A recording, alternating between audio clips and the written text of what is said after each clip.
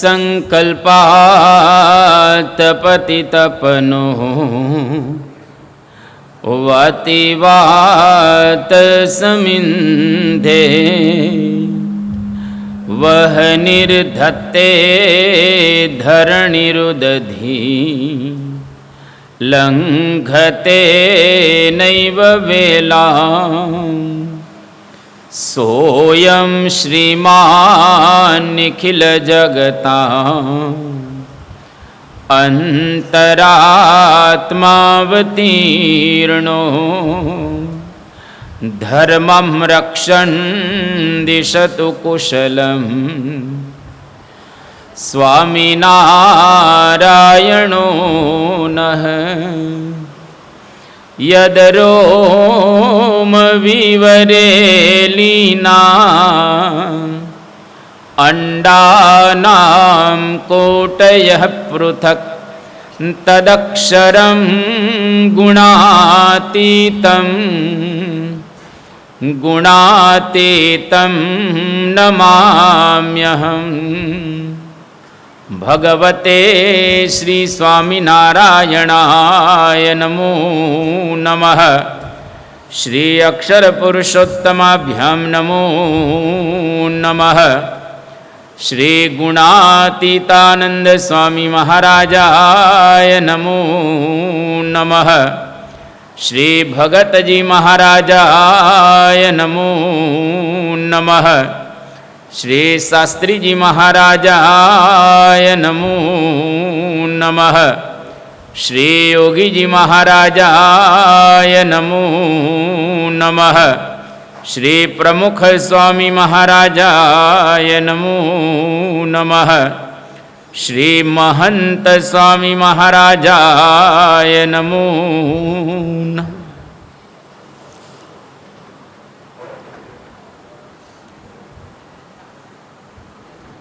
આપણા ભારત વર્ષની અંદર 4 યુગો બતાવવામાં આવ્યા છે.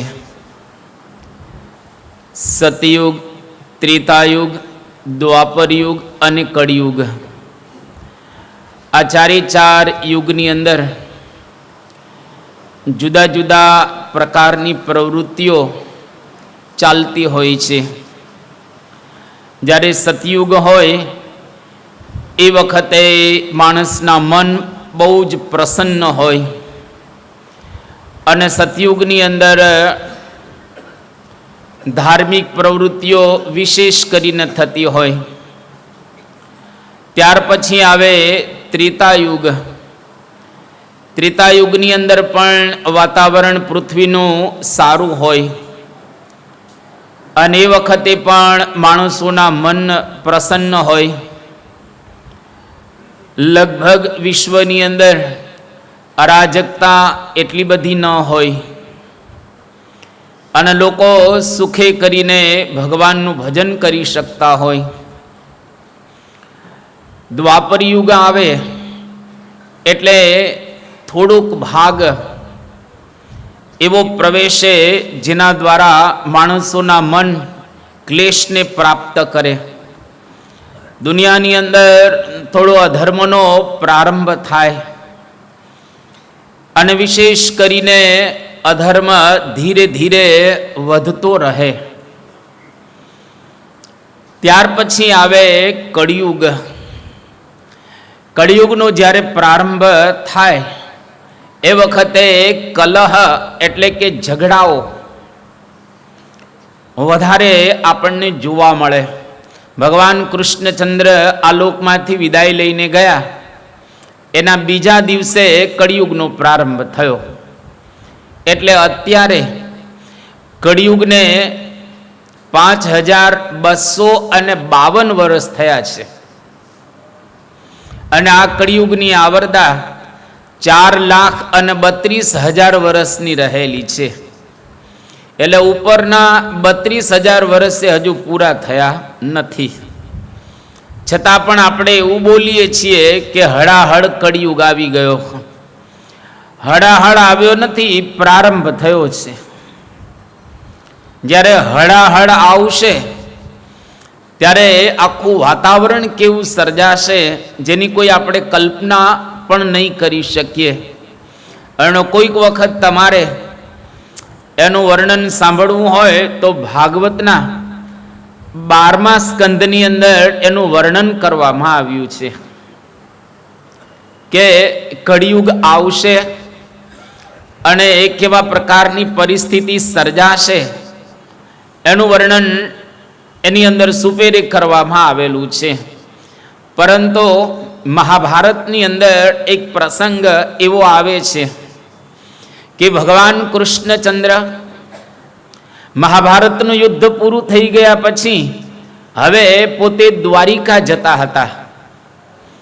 હસ્તિનાપુરથી દ્વારિકા જવા માટે ઉદ્યત થયા અને રથારૂઢ થતા હતા. એ વખતે યુધિષ્ઠિર ભગવાન કૃષ્ણચંદ્રને પૂછે છે કે ભગવાન, કળિયુગના લક્ષણો કેવા હોય? એમને ઉત્તર આપવા માટે કૃષ્ણ ભગવાન દ્વારિકા જતા જતા રોકાઈ ગયા થોડા દિવસ અને પાંડવોને કહે છે કે હું તમને કળિયુગના લક્ષણો બતાવું એની પહેલા તમારે 5 અને 6 દ્રૌપદીએ 4 દિશાની અંદર જવાનું છે અને એમાં તમને કોઈ પણ પ્રકારનો ચમત્કાર જોવા મળે એટલે ત્યાંથી તમારે પાછા આવી જવાનું. સારું, યુધિષ્ઠિરને ઉત્તર દિશા તરફ મોકલ્યા કે તમે ઉત્તર દિશા તરફ જાઓ. ભીમ હતો એને પૂર્વ દિશા તરફ મોકલ્યો કે તું આ બાજુ જા. અર્જુન હતો એને પશ્ચિમ દિશા તરફ મોકલ્યો અને સહદેવ, નકુલ અને દ્રૌપદી આ ત્રણને દક્ષિણ દિશા તરફ મોકલ્યા અને કહ્યું કે તમને પરચો દેખાય, ચમત્કાર દેખાય તો તમારે પાછા આવી જવાનું. સારું, એટલે 6 જણા 4 દિશાની અંદર ગયા. 4 દિશાની અંદર લોકોને જુદું જુદું દેખાયું અને એ જોઈને પાછા આવી ગયા. એમાં યુધિષ્ઠિર જે ઉત્તર દિશા તરફ ગયા હતા એને એક દ્રશ્ય એવું દેખાણું કે એક ઘડાથી 10 ઘડા પાણીના આખા ભરાઈ ગયા અને 10 ઘડાથી એક ઘડો પાણીનો ન ભરાયો. એટલે એને ચમત્કાર લાગ્યો કે આવું તો કઈ રીતે હોઈ શકે કે એક ઘડાથી 10 ઘડા આખા ભરાઈ જાય પાણીના અને 10 ઘડા એક ઘડાની અંદર નાખવામાં આવે તો ઘડો ન ભરાય. આ ખરેખર ચમત્કાર કહેવાય અને બધા જ ઘડા સરખા હતા. એટલે યુધિષ્ઠિર વિચાર કરે છે કે આ ચમત્કાર આપણે જોયો, ચાલો પાછા વળી જઈએ અને પાછા હસ્તિનાપુર આવી રહેલા છે. આ બાજુ પૂર્વ દિશા તરફ ભીમ ગયો હતો અને એને ચમત્કાર એવો જોયો કે 3 તળાવ હતા. એમાં 2 તળાવ ખાલી હતા, કોઈ પ્રકારનું એની અંદર પાણી ન હતું.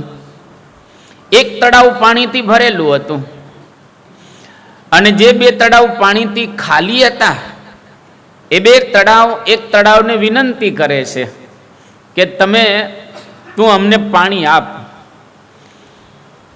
એટલે પેલું જે ભરેલું તળાવ હતું એ પાસેના તળાવને પાણી નથી આપતું, દૂરનું તળાવ હતું એને પાણી આપે છે. નજીકનું તળાવ હોય એને પાણી આપવું જોઈએ પણ એને પાણી નથી આપતું. એ દૂરનું તળાવ હતું એને પાણી આપે છે. ભીમે ચમત્કાર જોયો કે મારું નજીકનું તળાવ વિનંતી કરે છે તો એને પાણી નથી આપતું અને એમાંથી તો પાણી જતા વાર કેટલી લાગે અને દૂરના તળાવની અંદર પાણી જતા તો વાર લાગે પણ એને પાણી આપે છે ને આને નથી આપતું. ભીમે ચમત્કાર જોયો એટલે પાછો આવી ગયો. અર્જુન પશ્ચિમ દિશાની અંદર ગયો હતો. એને એ પ્રકારનો ચમત્કાર જોયો કે માન સરોવરના હંસો હંમેશા મોતીનો ચારો ચરે. એ કોઈ દિવસ માન સરોવરના હંસો બીજો કોઈ ચારો ચરે જ નહીં, પણ માન સરોવરના હંસો તળાવના કિનારે માછલા, છીપલા, જીવડાઓ આવું બધું ખાય છે. એટલે અર્જુનને આશ્ચર્ય થયો કે આપણે સાંભળ્યું છે કે માન સરોવરના હંસો કોઈ દિવસ આવો ચારો ચરે નહીં, તો મોતીનો ચારો ચરે, પણ આ માછલા ખાય છે, જીવડા ખાય છે, એટલે આ ચમત્કાર કહેવાય. એટલે અર્જુન પણ પાછો આવી ગયો. સહદેવ, નકુલ અને દ્રૌપદી ત્રણે દક્ષિણ દિશા તરફ ગયા હતા અને એક પર્વતની નજીકથી આમ પસાર થતા હતા ત્રણે. અને પર્વતની ઉપરથી એક ભયંકર મોટી શિલા ધસમસતી પડતી હતી અને વાવાઝોડું ને એટલું બધું ભયંકર વાતાવરણ સર્જાઈ ગયેલું કે ન પૂછો વાત. આ ત્રણે આમ પસાર થતા હતા અને આ ભયંકર મોટી શિલા આમ પર્વતની ઉપરથી આમ પડતી હતી. પડતી એક તૃણ ઘાસ અને એના તણખલાને આધારે રોકાઈ ગઈ. આટલી મોટી શિલા એક ઘાસના તણખલાના આધારે રોકાઈ ગઈ. આ ત્રણેયને આશ્ચર્ય થયું, આટલી મોટી શિલા થોડી આવા તણખલાના આધારે રોકાઈ જાય? તો આશ્ચર્ય થયું, ચમત્કાર દેખાયો, એટલે એ પાછા આવી ગયા ત્રણે. અને બધા જ ભેગા થઈ ગયા. ભગવાન કૃષ્ણચંદ્ર પણ હસ્તિનાપુરની અંદર છે, દ્વારિકા જતા રોકાઈ ગયા છે. જ્યારે છે ભેગા થયા એટલે ભગવાને પૂછ્યું કે ભાઈ કઈ ચમત્કાર? તો કે અમને બધાને ચમત્કાર જોવા મળ્યા.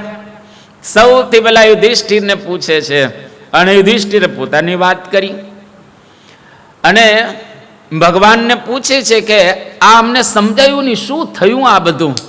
ત્યારે યુધિષ્ઠિરને કૃષ્ણ ભગવાન કહે છે કે તમે લક્ષણ પૂછ્યા ને કળિયુગના, કે કળિયુગના લક્ષણ શું એ હું તમને હવે જવાબ આપું. યુધિષ્ઠિરને કહે છે કે એક ઘડાથી 10 ઘડા પાણીના ભરાયા, પણ 10 ઘડાથી એક ઘડો ન ભરાયો. કળિયુગની અંદર એક પિતા પોતાના 10 પુત્રોનું પોષણ કરશે, પણ 10 દીકરાઓ એક પિતાનું પોષણ નહીં કરે. અને આજે આપણે જોઈએ છીએ પિતાને ધક્કે ચડાવતા હોય છે, ઘણા કાઢી નાખતા હોય છે ઘરમાંથી. આજે ઘણા ઘરો એવા પણ જોવા મળે છે, એકનો એક દીકરો હોય માતા પિતાથી જુદો રહે છે. અમે ઘર જોયા, પાછા અહીંયા આગળ જ જોયા, અહીંયા આગળ જ જોયા છે. આ વેડ રોડની અંદર દીકરો જુદો રહેતો હોય, એની વાઈફ જુદા રહેતા હોય અને એના મા ને બાપ બંને જુદા રહેતા હોય. અમે પૂછ્યું પણ ખરું કે ભાઈ આ, તો કે દીકરાની વાઈફ અને મારા ધર્મપત્ની એ બંનેને જામતું નથી. શું નથી જામતું એમાં? તમારે બંનેને તો ક્યાં કમાવાનું જ હોય છે, કમાનારા તો બીજા છે, અને તમારે બે તો રસોઈ કરીને જમવાનું હોય છે ઘરની અંદર. હિંડોળા ખાટમાં હિંચકો ને શાંતિથી બંને જણા ઝઘડો છો શા માટે? પણ જો આ વાતાવરણ કળિયુગનું, એટલે જુદા બંને દેખાય છે અને રહે છે. તો યુધિષ્ઠિરને જવાબ આપ્યો કે કળિયુગની અંદર આવું થશે. અત્યારે આ કળિયુગ આવ્યો નથી, કારણ કે ભગવાન જશે પછી કળિયુગ આવશે. તો યુધિષ્ઠિરને જવાબ આપ્યો. ત્યાર પછી આવ્યો ભીમનો વારો. એને કહ્યું કે ભગવાન 3 તળાવ જોયા, એક ભરેલું હતું, 2 ખાલી હતા, અને 2 ખાલી તળાવે ભરેલા તળાવને વિનંતી કરી કે અમને પાણી આપો. તો ભરેલું તળાવ નજીકના તળાવને પાણી નથી આપતું, દૂરનાને પાણી આપે છે. ભગવાન કે એક્ઝેક્ટ બરાબર જ છે. કળિયુગની અંદર પાડોશીને લોકો મદદ નહીં કરે, દૂરનાને કરશે. નજીકના હશે એને મદદ નહીં કરે, પણ દૂરના લોકોને મદદ કરશે. આ કળિયુગનું વાતાવરણ. બરાબર. અર્જુનને પણ પ્રશ્ન થયો હતો કે માન સરોવરના હંસો એ તળાવના કિનારે માછલા ખાય, જીવડા ખાય, આ તો કોઈ દિવસ બની ના શકે. કૃષ્ણ ભગવાન કહે છે કે ગણાતા હોય સજ્જનો, હંસો એટલે સજ્જનો કહેવાય, ગણાતા હોય સજ્જનો, પરંતુ છતાંય હીન પ્રવૃત્તિ કરશે, ખરાબ પ્રવૃત્તિઓ કરશે. બહારથી સજ્જન લાગતા હોય પરંતુ પ્રવૃત્તિઓ ખરાબ કરશે. સમજી લેવું આ કળિયુગની નિશાની રહેલી છે. અને છેલ્લે નકુલ, સહદેવ અને દ્રૌપદીને ભગવાન જવાબ આપે છે કે ભયંકર ધસમસતી શિલા એક તૃણને આધારે રોકાઈ ગઈ, કે કળિયુગની અંદર આખો સમાજ નીતિભ્રષ્ટ થઈ જશે અને વાતાવરણ ખૂબ ફેલાઈ જશે ખરાબ. લોકો ચોરી, લૂંટફાટ આ બધા ધંધા કરશે, આતંકવાદ વધશે સમાજની અંદર. પણ સજ્જનોની ભક્તિ, ભક્તોની ભક્તિ અને ભગવાન તરફની જે ભાવના એને આધારે સમાજ ટકી રહેશે. અને આજે આપણે વાતાવરણ જોઈ રહેલા છીએ, યુદ્ધો કેવા આજે થઈ રહ્યા છે, અરાજકતા કેવી છે, આજે ચોરી લૂંટફાટ કેવા થઈ રહ્યા છે, આજે આતંકવાદ કેવો વધી રહ્યો છે. આ કળિયુગની નિશાની છે. પણ એવા મહાપુરુષોની ભક્તિ અને સજ્જનતા, સત્યતા એને આધારે આખો સમાજ ટકી રહેશે. કારણ કે આ કળિયુગ રહેલો છે અને કળિયુગની અંદર આપણા મન ત્રસ્ત થશે. એ વખતે શું કરવું એની વાતો આપણા શાસ્ત્રોની અંદર ખૂબ સુંદર બતાવવામાં આવી. કલેર દોષ નિધે રાજન અસ્તિ એકો મહાન ગુણ કીર્તનાત. ભગવાનનું જો કીર્તન કરીશું તો એના દ્વારા કળિયુગમાંથી આપણે બચી શકીશું. ભગવાનના ગુણગાન સાંભળીશું તો એના દ્વારા બચી શકીશું. ભગવાનના ગુણગાન ગાશું તો એના દ્વારા બચી શકીશું. ભગવાન સંબંધી પ્રવૃત્તિઓ આપણે કરશું તો કળિયુગના દોષોથી આપણે બચી શકીશું. એટલા માટે કળિયુગનું વાતાવરણ અત્યારે આપણે અનુભવી રહેલા છીએ. એની અંદર આપણે આ મહંત ચરિતમનો પ્રારંભ એટલા માટે કરેલો છે કે કળિયુગના જે દોષો એનાથી થોડા ઘણા આપણે બચી શકીશું. કારણ કે આપણે ત્યાં શ્રીજી મહારાજ પ્રગટ થયા અને નિષ્કુળાનંદ સ્વામીએ લખ્યું, કલી મેં સાચો સતયુગ આવ્યો. કળિયુગમાં પણ સાચો સતયુગ આવ્યો. સ્વામિનારાયણ દેવ પ્રગટ ભય મુનિ સંગ મરમ જનાયો. ભગવાન સ્વામિનારાયણ આ ધન્ય ધરા ઉપર પ્રગટ થયા એટલે કળિયુગમાં સતયુગનું વાતાવરણ એને સ્થાપ્યું. બહાર ભલે કળિયુગ હોય પણ એવું સુંદર એમણે વાતાવરણ ઊભું કર્યું કે જેના દ્વારા કળિયુગની અંદર પણ લોકોના મન પ્રસન્ન રહે, શાંત રહે, શુદ્ધ રહે, પવિત્ર રહે, નિર્મળ રહે. આ ભગવાન સ્વામિનારાયણે આખો એક સુંદર સમાજ ઊભો કર્યો અને સમાજને કેટલો સુંદર સુધાર્યો. એટલે તો કવિ નહનાલાલ જેવાએ વાત કરી કે ભગવાન સ્વામિનારાયણે ગુજરાતને બ્રહ્મ ભીનો કીધો. સરયુના નીરથી ધોઈ અને બ્રહ્મ ભીનો કીધો. બ્રહ્મથી એને આ ગુજરાતને સુંદર ભીનું બનાવ્યું, એટલે કે સંબંધિત બનાવ્યું અને આનંદિત બનાવ્યું. અને ખરેખર કચ્છ કાઠિયાવાડને, ગુજરાતની ધરતીને ભગવાન સ્વામિનારાયણ આવ્યા પછી એક નવું સુંદર જીવન પ્રાપ્ત થયું, જેની ઐતિહાસિક ગવાહી કે સાક્ષી પૂરેલી છે. તો અહીંયા આગળ આપણે ભગવાન સ્વામિનારાયણની જ પરંપરા અને એમનું પ્રગટ સ્વરૂપ એવા પરમ પૂજ્ય મહંત સ્વામી મહારાજ એના ચરિત્રોનું ગાન પાન કરી રહેલા છીએ. એટલા માટે કે કળિયુગના દોષોથી બચવા, કળિયુગમાં પણ આપણે સાચી ભક્તિ કરી શકીએ, સાચી રીતે ભગવાનને યાદ કરી શકીએ. એટલા માટે અહીં આગળ આ મહંત ચરિતમનો આપણે પ્રારંભ કરેલો છે.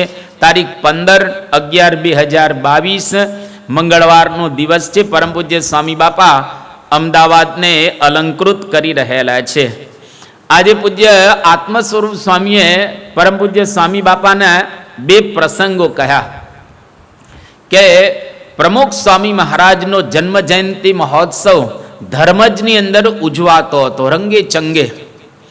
એ વખતે જ્યારે મુખ્ય મહોત્સવની આરતી થાય, હવે આરતી થયા બાદ પરમ પૂજ્ય મહંત સ્વામી મહારાજ એ વખતે ત્યાં આગળ હતા અને આરતીના 2 જ ખાલી આવર્તન પૂરા થયા. પ્રમુખ સ્વામી મહારાજ આરતી કરતા હતા અને મહંત સ્વામી મહારાજ થોડાક દૂર હતા. તો આ મુખ્ય મહોત્સવની આરતી છે અને સ્વામી બાપા એ આરતી ઉતારતા ઉતારતા જ્યાં મહંત સ્વામી મહારાજ હતા ત્યાં ગયા અને એને આરતી આપી કે તમે ઉતારો. મુખ્ય મહોત્સવની આરતી અને વિડીયોની અંદર પણ એ આવેલું છે, સરસ એની વિડીયો પણ એ આવેલી છે. તો પરમ પૂજ્ય પ્રમુખ સ્વામી મહારાજ મહંત સ્વામી મહારાજનો મહિમા એ વખતે પણ સમજતા હતા અને આપણને બધાને ઓળખાણ કરાવતા એ પોતે ગયા. બીજો એક પ્રસંગ કયો આત્મ સ્વરૂપ સ્વામીએ કે 1974ની સાલમાં પરમ પૂજ્ય પ્રમુખ સ્વામી મહારાજ મુંબઈની અંદર હતા અને પ્રમુખ સ્વામી મહારાજની પધરામણીનો કાર્યક્રમ ગોઠવાયો. હવે બાપા પધરામણી કરવા માટે પાગ બાગ પહેરી અને મંદિરથી હવે જતા હતા, દાદર મંદિરથી. અને એમાં પ્રમુખ સ્વામી મહારાજે મહંત સ્વામી મહારાજને કહ્યું કે તમે પણ અમારી સાથે પધરામણીમાં આવો. મહંત સ્વામી મહારાજ કે સારું. પણ એ વખતે મહંત સ્વામી મહારાજને ખાડે જવાનું થયું, એટલે કે લેટ્રિન જવાનું થયું. હવે પ્રમુખ સ્વામી મહારાજ પાગ બાગ પહેરીને તૈયાર થઈ ગયા છે ને હવે બસ ગાડીમાં બેસવાની તૈયારી છે. અને એ વખતે મહંત સ્વામી મહારાજે કહ્યું કે મારે ખાડે જવું છે. એટલે હવે ખાડે જવાનું હોય એમાં તો કંઈ ચાલે જ નહીં. એટલે મહંત સ્વામી મહારાજ નાવા ગયા અને નાઈ અને આવે છે. હવે ત્યાં સુધી પ્રમુખ સ્વામી મહારાજ પાગ બાગ પહેરી તૈયાર થયા અને કારની બહાર ઊભા રહે છે, અંદર નથી બેસતા, કારની બહાર ઊભા રહ્યા. મહંત સ્વામી મહારાજની રાહ જોઈને મહંત સ્વામી મહારાજ આવ્યા અને પછી એ વખતે એમ્બેસેડર કાર હતી. તો એમ્બેસેડર કારની અંદર તમને ખ્યાલ જ છે, આગળ જે સીટ હોય એ સળંગ હોય અને પછી ડ્રાઈવરની સીટ હોય. આગળની સીટની અંદર 2 જણા વ્યવસ્થિત બેસી શકે. એટલે મહંત સ્વામી મહારાજ અંદર બેઠા ડ્રાઈવર બાજુ અને પ્રમુખ સ્વામી મહારાજ બારી પાસે બેઠા, દરવાજા પાસે બેઠા. અને હવે કારનો દરવાજો ખોલવાનો હોય, બંધ કરવાનો હોય, એ બધું જ પ્રમુખ સ્વામી મહારાજ કરે અને મહંત સ્વામી મહારાજ છે એ અંદર બેઠા હતા. મહંત સ્વામી મહારાજને યાદ કરે કે બાપા બરાબર કે સાંઈ કે બરાબર છે. હવે બાપાની સાથે બેઠેલા કારની અંદર એને પધરામણી કરવા માટે એ ગયા હતા. એ જ વખતે ત્યાં વિવેક સાગર સ્વામી આવ્યા અને વિવેક સાગર સ્વામીએ કહ્યું કે યોગી બાપાએ 23/11/1961 અમે બધા નવા સાધુઓ થયા હતા અને યોગીજી મહારાજે 4 પાનાનો એક પત્ર મુંબઈના સંતોને લખ્યો. હવે આ પત્રની અંદર યોગીજી મહારાજે ઘણું લખ્યું હતું, પણ વિવેક સાગર સ્વામી 4 પાનાનો પત્ર વાંચ્યો અને એમાંથી છેલ્લે વિવેક સાગર સ્વામી 3-4 લીટી છે, બહુ અદ્ભુત યોગી બાપા લખે છે. એ પરમ પૂજ્ય સ્વામી બાપાને કહે છે કે બાપા, યોગીજી મહારાજે એવું લખેલું હતું કે સ્વામી શ્રીજી સ્વરૂપ, સ્વામી શ્રીજીના અત્યંત લાડીલા એવા મહંત સ્વામી કેશવ જીવનદાસજી અહોહો સંતો પાર્ષદો મહંત સ્વામીની આજ્ઞા પાળજો, એમની તબિયત સાચવજો, દવા દિવેટ કરાવજો અને કહે તેમ કરજો. હજી તો મહંત સ્વામી મહારાજે દીક્ષા જ લીધી છે. આમ 57માં પોતે ભગત થયા હતા, 61માં બધા સંતોની સાથે દીક્ષા લીધી છે. હવે એ વખતે યોગીજી મહારાજ આવા પ્રકારના શબ્દો એ ઉચ્ચારે છે, એનો મતલબ કે યોગીજી મહારાજના મનમાં નક્કી છે કે આ વારસદાર ભવિષ્યની અંદર થવાના છે. એટલે યોગીજી મહારાજે આ પ્રમાણે સંતોને લખ્યું. એટલે સત્પુરુષને ઓળખાવે અને સત્પુરુષ સત્પુરુષને ઓળખતા પણ હોય છે. એટલે આવી એક સત્પુરુષની અદ્ભુત પરંપરા આપણને પ્રાપ્ત થઈ છે. સત્પુરુષ તો અદ્ભુત મળ્યા છે, ગુરુ તો અદ્ભુત મળ્યા છે, પણ આપણે શિષ્ય અદ્ભુત થવાનું છે. સંત સ્વામી સારંગપુરની અંદર વયોવૃદ્ધ સંત હતા. અમે લોકો સારંગપુરની અંદર ટ્રેનિંગ લેતા હતા, ભણતા હતા સંસ્કૃત.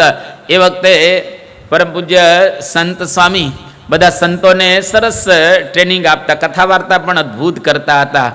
એ ઘણી વખત કહેતા કે બાપા તો આપણને અદ્ભુત મળ્યા છે, પ્રમુખ સ્વામી મહારાજ તો આપણને અદ્ભુત મળ્યા છે, પણ આપણે ભૂત જેવા હોય તો શું? આપણે ભૂત જેવા રહી જઈએ તો એનો મતલબ શું?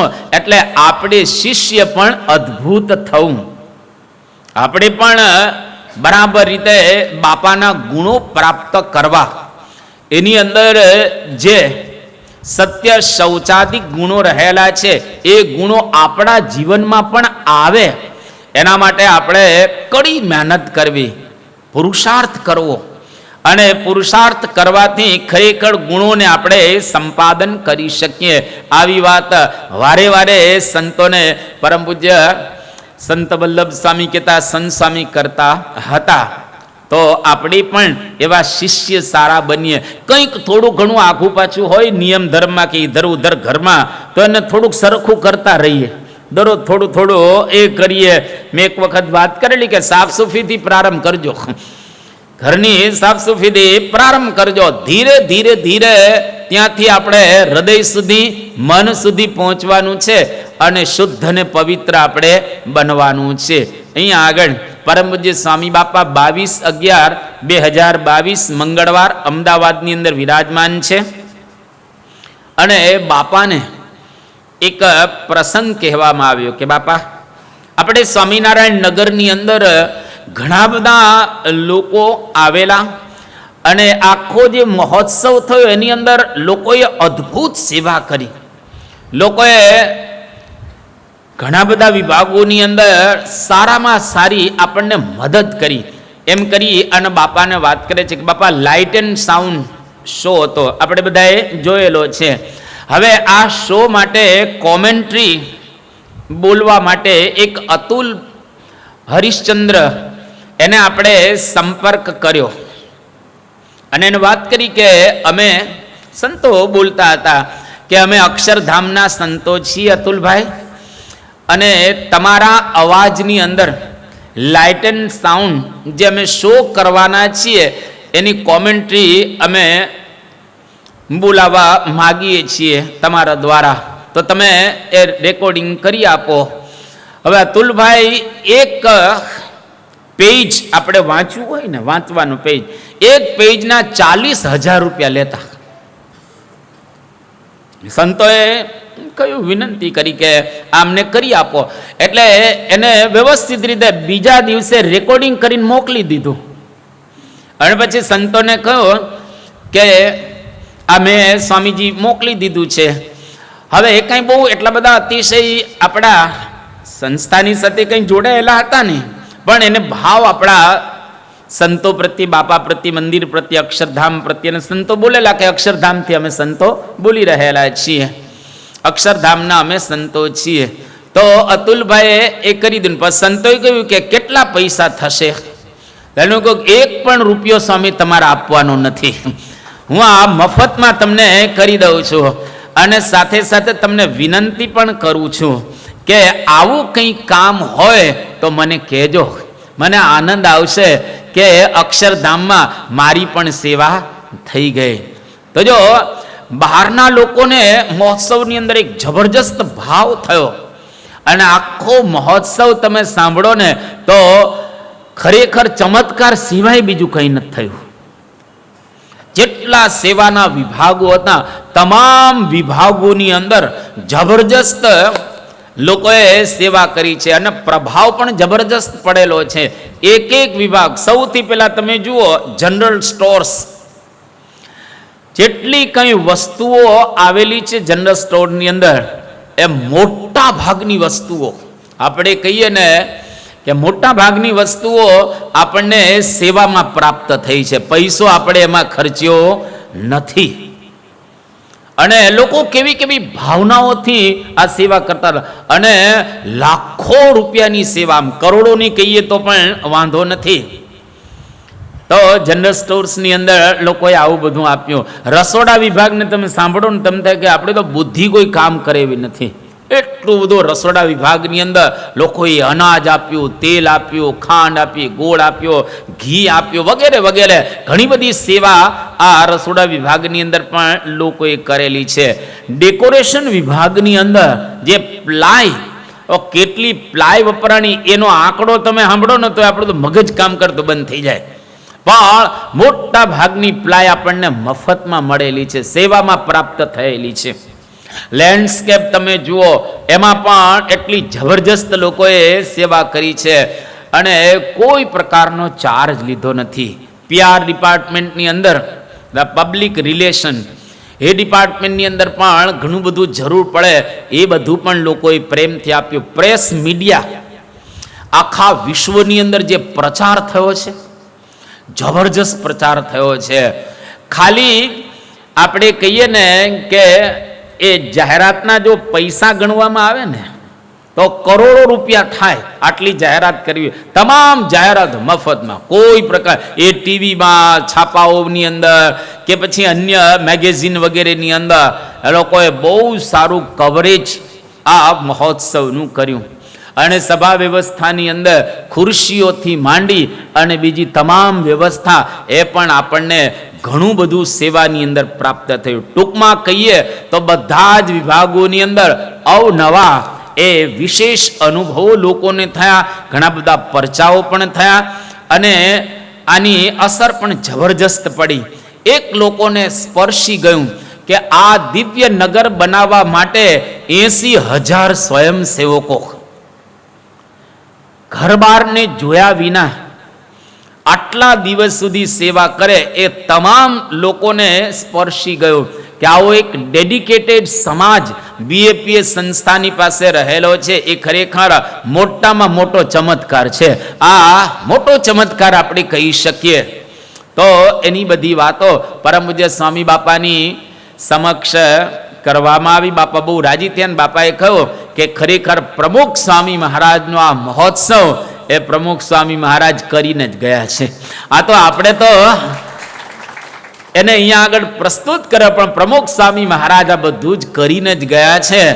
અને લોકોને એવો એક જબરજસ્ત આપણી સંસ્થા પ્રત્યે એ ભાવ થયો દેશ વિદેશની અંદર.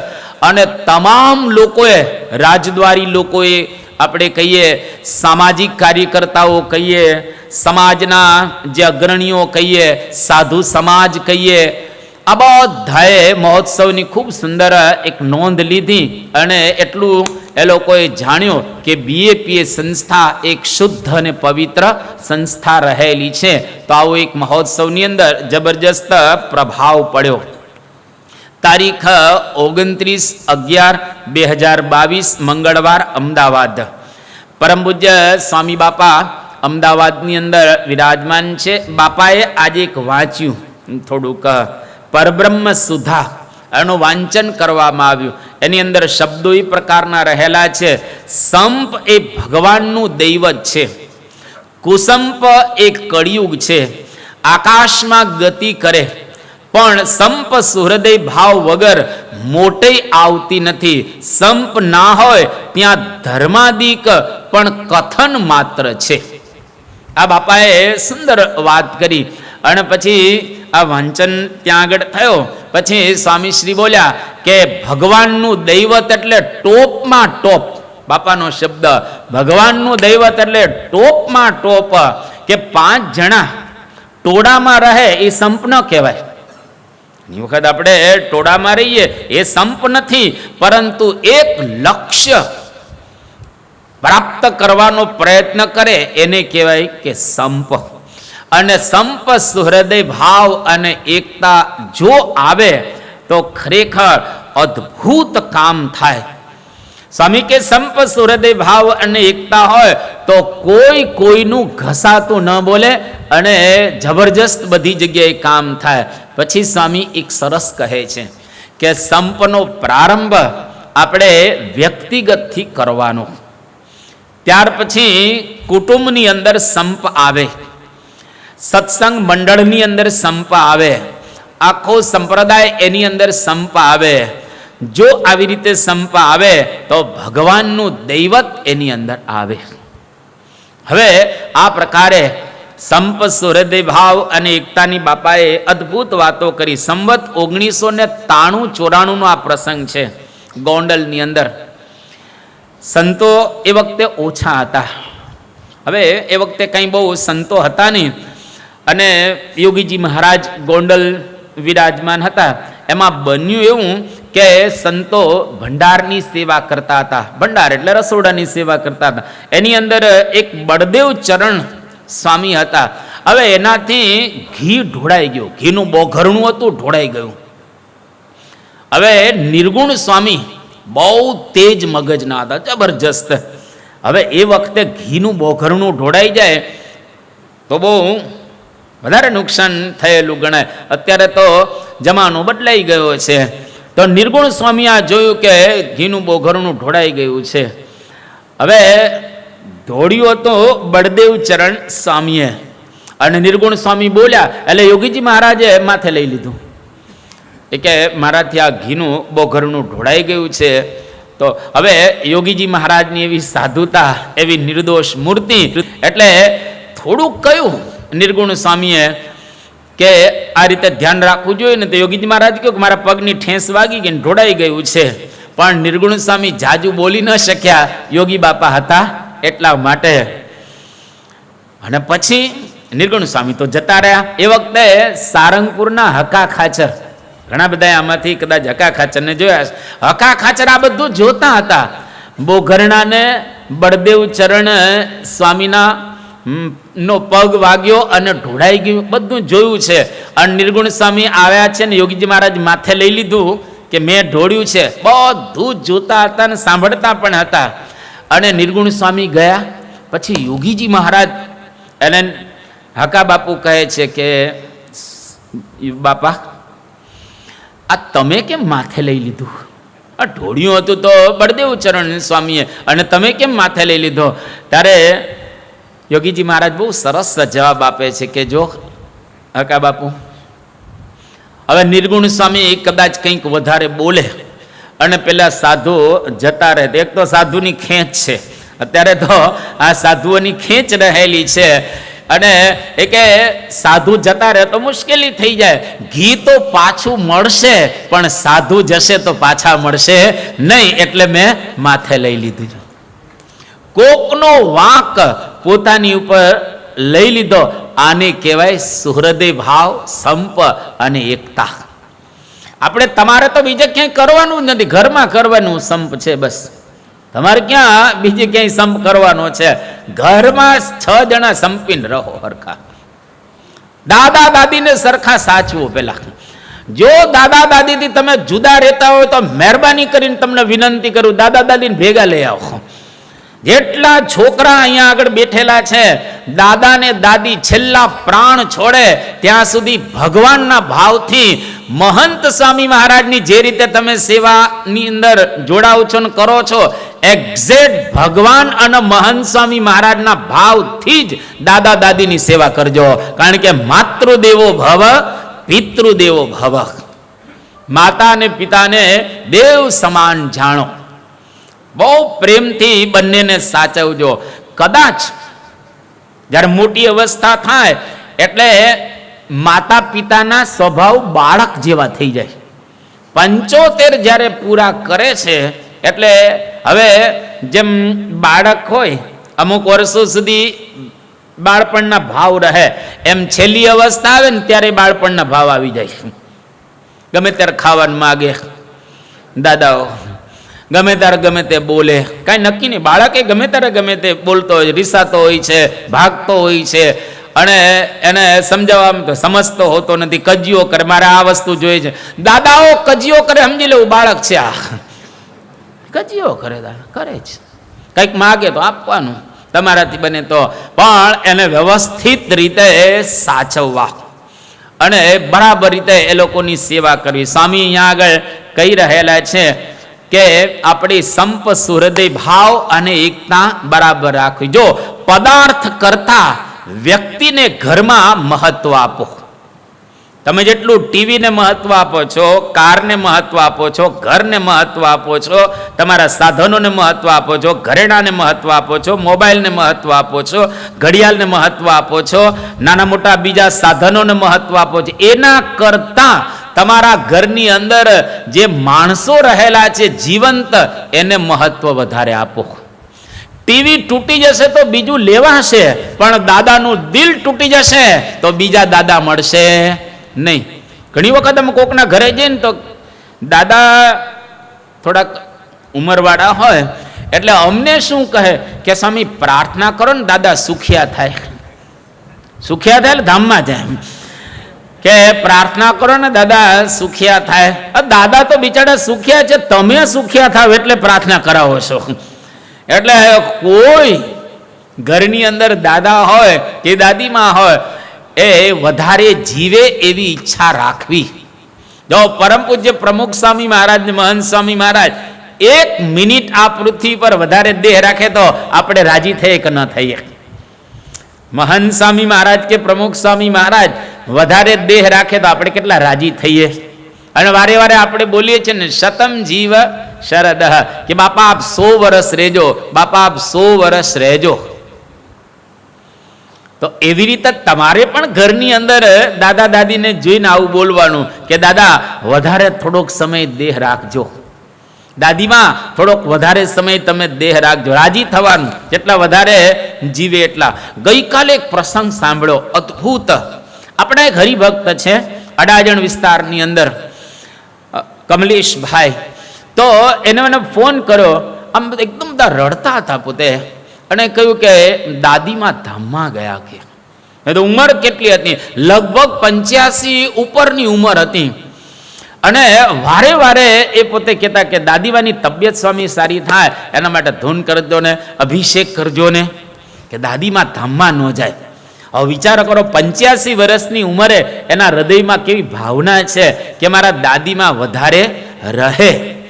અને હોસ્પિટલે દાખલ કરવામાં આવ્યા હતા તો વારે વારે સંતોને કે દાદીમાને હોસ્પિટલમાં દાખલ કર્યા છે તો સારા થઈ જાય એવી પ્રાર્થના કરજો.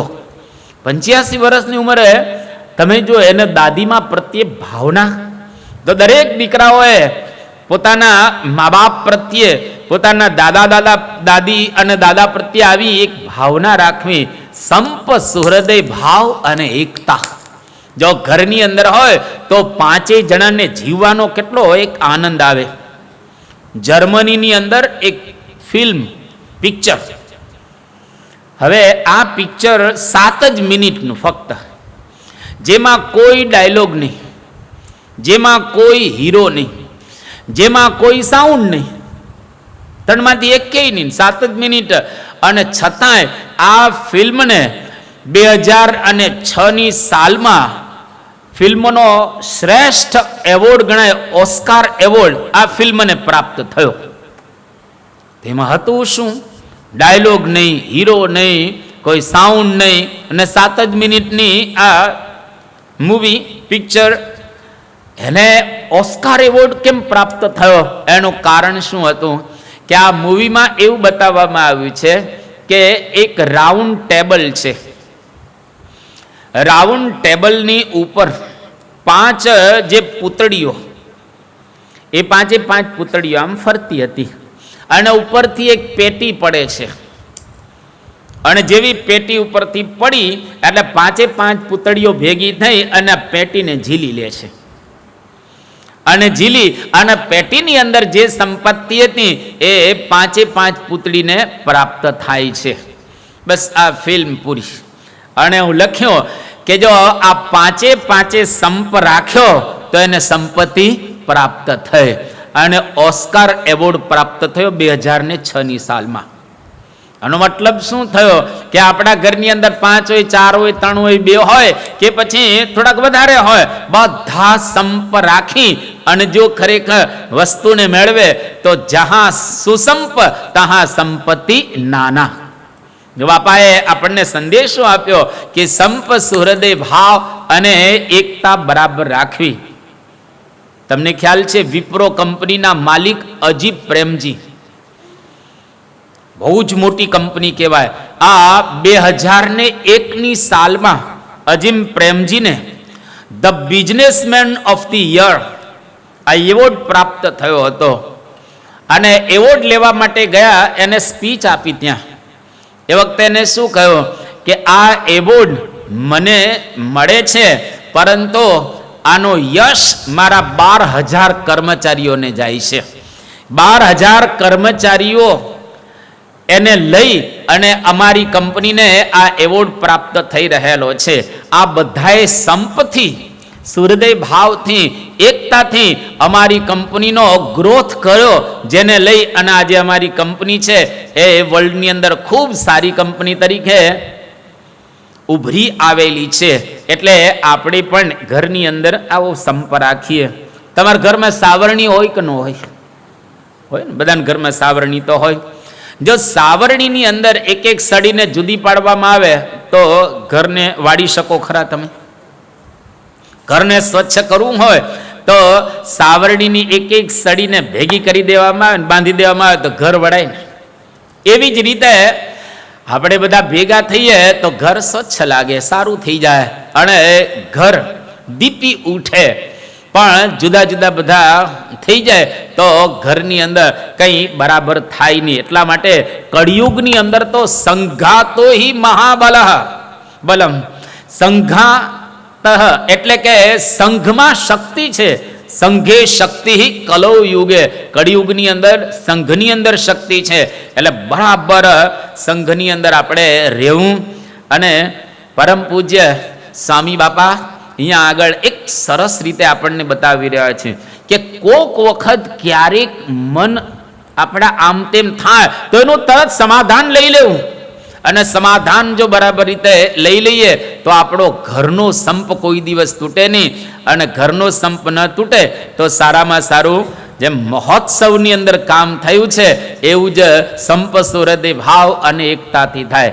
દલપત રામનું એક કાવ્ય પણ છે અને દલપત રામની એક સાખી પણ રહેલી છે. દલપત રામ શું કહે છે કે કેવા હતા કૌરવ કાળ જ્ઞાની, કેવા હતા કૌરવ કાળ જ્ઞાની, કુસંપમાં પાછી કરી ન પાની, કુસંપમાં પાછી કરી ન પાની, મુઆ સહુ દ્વેષ સહિત ક્રોધી, વિનાશ કાળે વિપૃત બુદ્ધિ. કૌરવો 100 હતા ને પાંડવો 5 હતા, પણ કૌરવમાં બિલકુલ અંદર કોઈ સંપ હતો નહીં. અને પાંડવો 5 હતા પરંતુ છતાંય એની અંદર જબરજસ્ત સંપ હતો. તો જીત કોની થઈ? પાંડવોની. એટલે આપણા કુટુંબની અંદર જો સંપ હોય, સત્સંગ મંડળમાં સંપ હોય, સંપ્રદાયમાં સંપ હોય, દેશની અંદર સંપ હોય તો બધી જગ્યાએ દીપી ઉઠે. તમે વિચાર કરો ને, આજથી 2500 વર્ષ પૂર્વે આપણા દેશની અંદર જે સંપત્તિ હતી એની કોઈ કલ્પના કરી નહોતી શકતા.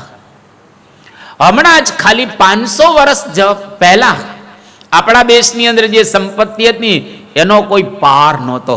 આપણું સુરત, અહીંયા આગળ શિવાજી 3 વખત લૂંટવા માટે આવે સુરતને. એવું કહે છે કે 500-700 વર્ષ પહેલા માણસના ઘરની અંદર, ભારતના લોકોના ઘરની અંદર એટલા બધા સોનાના સિક્કા હતા કે લોકોને ખબર નથી કે કેટલા સિક્કા આપણી પાસે રહેલા. અહીં અંગ્રેજો આવ્યા ત્યારે બ્રિટિશ પાર્લામેન્ટની અંદર પ્રવચન આપવામાં આવે છે કે ભારતના લોકોની અંદર એટલો સરસ ત્યાં આગળ વૈભવ છે કે વાત પૂછોમાં. આખા ભારતમાં ક્યાંય ભિખારી જોવા નથી મળ્યો. અંગ્રેજો બોલે છે બ્રિટિશ પાર્લામેન્ટની અંદર એક ભિખારી જોવા મળ્યો નથી. અને એટલી બધી સંપત્તિ છે, એટલી બધી એ લોકોને ધર્મનિષ્ઠા છે કે આપણે એ લોકોને કન્વર્ટ નહીં કરી શકીએ. પણ જો સંપ ન રાખ્યો તો પરિસ્થિતિ કેવી સર્જાય. 2500 વર્ષમાં દેશને આખો ઘમરોડી નાખ્યો. કેટલો પવિત્ર દેશ. રામ આવ્યા, કૃષ્ણ આવ્યા, ભગવાન શંકર પ્રગટ થયા, અરે ભગવાન સ્વામિનારાયણ આવ્યા. હજારો મહાપુરુષો આ ધરતીને અલંકૃત કરેલો છે. ગંગા, યમુના, સરસ્વતી જેવી પવિત્ર નદીઓ, હિમાલય જેવો મહાન એક પર્વત, પવિત્ર પર્વત, છતાં પણ આજે આપણા દેશની અંદર કરોડો ભિખારી રહેલા છે, કરોડો ભિખારી છે. ઘણા માણસોને બપોર સરખું ખાવા નથી મળતો, લૂંટી લૂંટીને લોકો લઈ ગયા આપણામાંથી. કેમ તો કે રાજાઓએ સંપ ન રાખેલ, બહારના લોકો આક્રમણ કરીને આપણી પાસે રહી જાય. એ તો હવે આપણે કંઈ અત્યારે કરી શકીએ એમ નથી, પણ બાપા આપણને એટલું તો કહે છે કે આપણા ફેમિલીની અંદર તો આપણે સંપ રાખી શકીએ ને, આપણા ફેમિલીની અંદર તો ચોક્કસ આપણે સંપ રાખી શકીએ.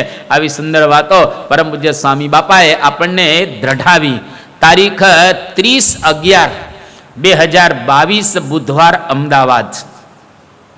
પરમ પૂજ્ય સ્વામી બાપા અમદાવાદની અંદર વિરાજમાન છે અને એક મહિલાની ભક્તિને પરમ પૂજ્ય સ્વામી બાપા આશીર્વાદ આપી રહ્યા છે. બોપલના એક હરિભક્ત છે દેવેન્દ્રસિંહ ઝાલા, એમના ધર્મપત્ની એમને એક વિશિષ્ટ ચાદર બનાવી, અદ્ભુત ચાદર બનાવી, અને આ ચાદર 80 ફૂટ લાંબી હતી.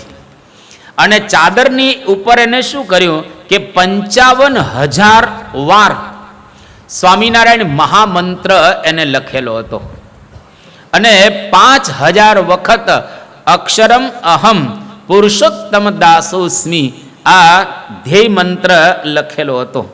સત્સંગ દીક્ષા ગ્રંથ જેના 315 શ્લોક એ પણ આ ચાદર ઉપર લખેલા એમને હતા.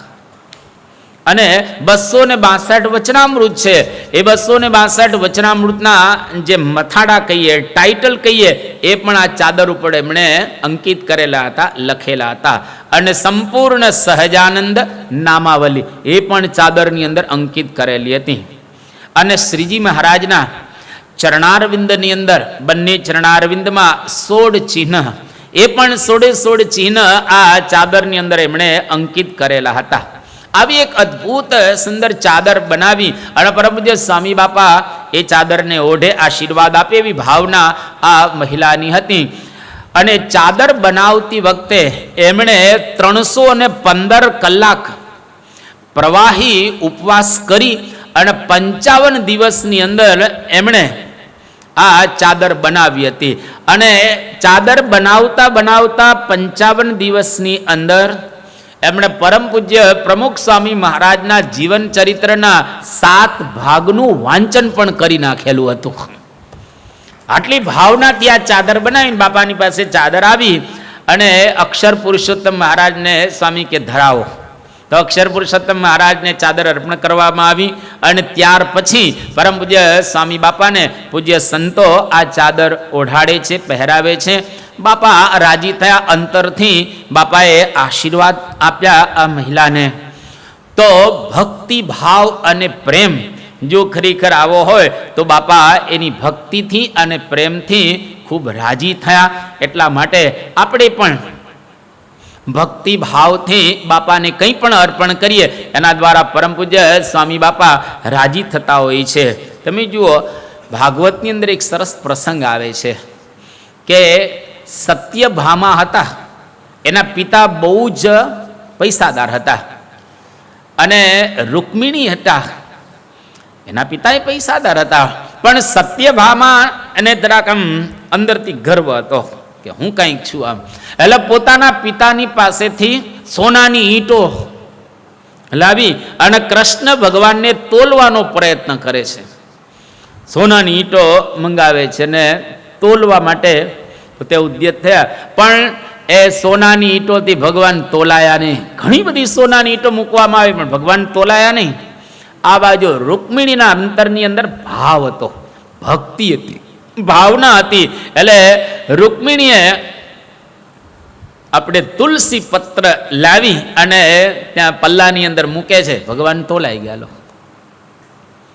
તુલસી પત્રથી તોલાયા, સોનાની ઈંટોથી તોલાયા નહીં. એના દ્વારા ભગવાન એવું કહેવા માગે છે કે ભાવ અગત્યનો છે.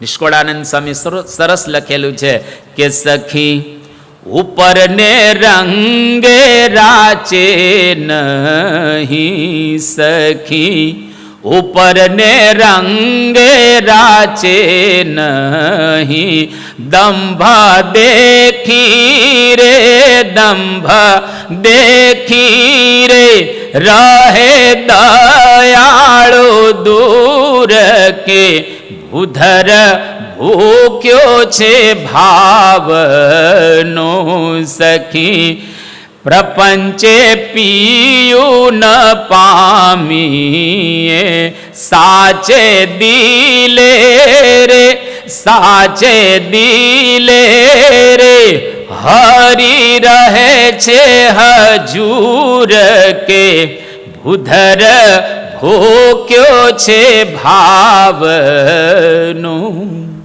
કોઈ પણ વસ્તુ આપણે ભાવપૂર્વક કરીએ અને જો ખરેખર ભાવથી ભક્તિ કરીએ તો બાપા રાજી થાય.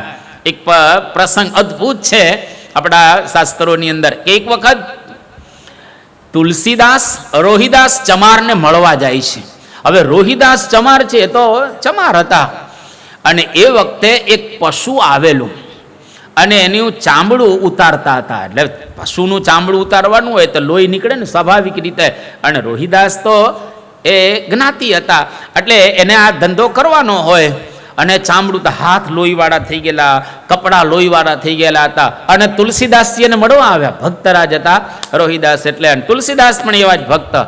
અને જેવા મળવા માટે ગયા તો રોહિદાસ ચમારે જોયું કે આ તો તુલસી આવ્યા, એટલા બધા ભાવ ઘેલા થઈ ગયા. અને ચામડું ઉતારતા ઉતારતા હાથ તો લોહીવાળા છે અને કપડાં લોહીવાળા છે. અને આમ દોડતા દોડતા તુલસીને અમે ભેટવા ગયા તો તુલસી આમ થોડાક પાછા હટ્યા, કારણ કે હાથ લોહીવાળા હતા. એટલે રોહિદાસ ચમાર રોકાઈ ગયા.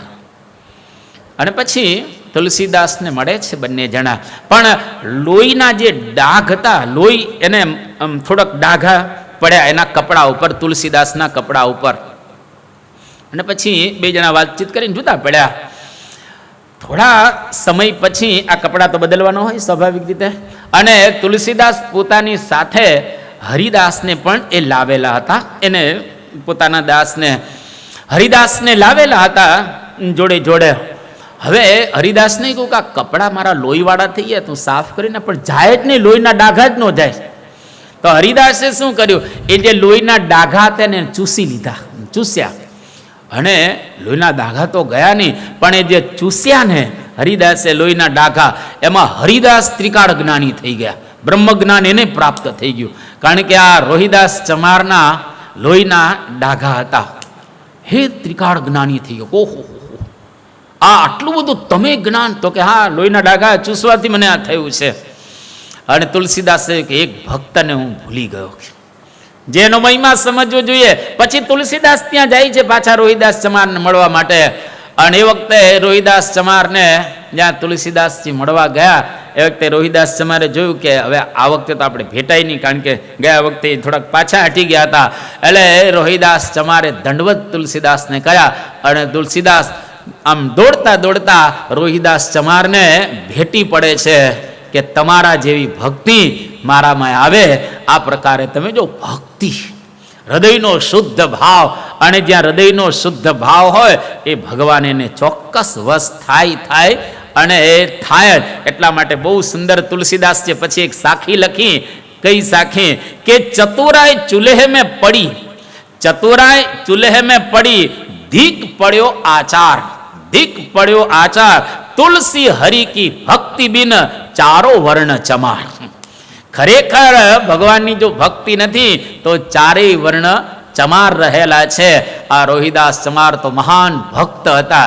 એટલે પરમ પૂજ્ય સ્વામી બાપા આ બેનની જે ભક્તિ હતી એ ભક્તિની સરાહના કરે છે અને અંતરથી આ બેનને બાપા આશીર્વાદ આપે છે. તો આપણે પણ બાપા પ્રત્યે આવી વિશુદ્ધ ભક્તિ કરીએ તો ખરેખર બાપાના દિવ્ય આપણને આશીર્વાદ પ્રાપ્ત થાય. આજની પારાયણને આપણે અહીંયા આગળ પૂર્ણ કરીએ છીએ.